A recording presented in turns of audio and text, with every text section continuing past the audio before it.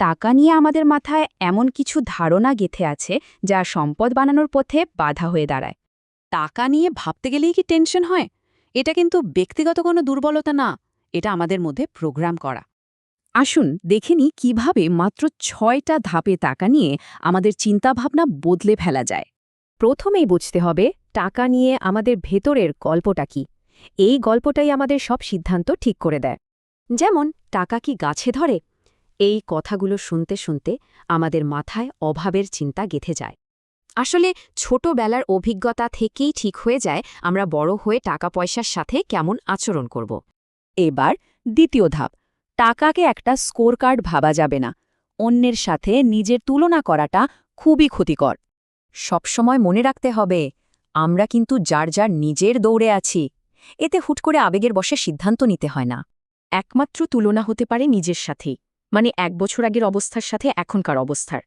৩ নম্বর ধাপ, অভাবের চিন্তা থেকে বেরিয়ে প্রাচুর্যের কথা ভাবা। এটা শুধু পজিটিভ থিঙ্কিং না, এটা একটা কৌশল। দেখুন এখানে ব্যাপারটা কিন্তু টাকার ছিল না, পার্থক্যটা ছিল বিশ্বাসে, মানে কে কি সম্ভব বলে মনে করত। অভাবের চিন্তা মাথায় থাকলে মস্তিষ্ক ভয়ে কাবু হয়ে যায়। তখন সুযোগের বদলে শুধু ঝুঁকিই চোখে পড়ে।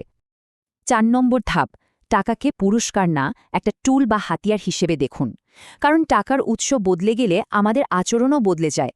একজন উদ্যোক্তা ভাবেন এই টাকা দিয়ে কোথায় সবচেয়ে বেশি রিটার্ন পাওয়া যাবে, আর এটাই বিশাল পার্থক্য গড়ে দেয়। আর ৫ নম্বর ধাপ হল নিজের ওপর ইনভেস্ট করা। বর্তমান আর কাঙ্ক্ষিত আয়ের পার্থক্যটা কিন্তু নতুন স্কিলই পূরণ করে দেয়। জানেন, ওয়ারেন বাফেটের জীবনের সেরা ইনভেস্টমেন্টটা ছিল মাত্র $১০০।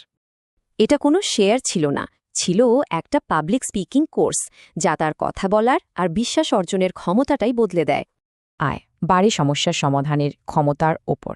তাই বড় সমস্যা সমাধানের জন্য আগে নিজের দক্ষতায় ইনভেস্ট করতে হবে। আর সবশেষ, সবচেয়ে জরুরি ধাপ, শুধু ইচ্ছা শক্তির ওপর ভরসা না করে একটা সিস্টেম বানান। উইল পাওয়ার দিয়ে সম্পদ গড়া যায় না।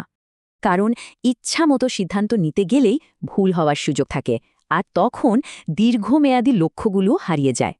এর সমাধান, পুরো প্রক্রিয়াটাকে অটোমেটেড করে ফেলুন, তাহলে আর আবেগের কোনো জায়গা থাকবে না। তাহলে ভাবুন তো, আপনার টাকা কি অলস বসে আছে নাকি আপনার জন্য কাজ করছে? অটোমেশনে কিন্তু এর আসল চাবিকাঠি।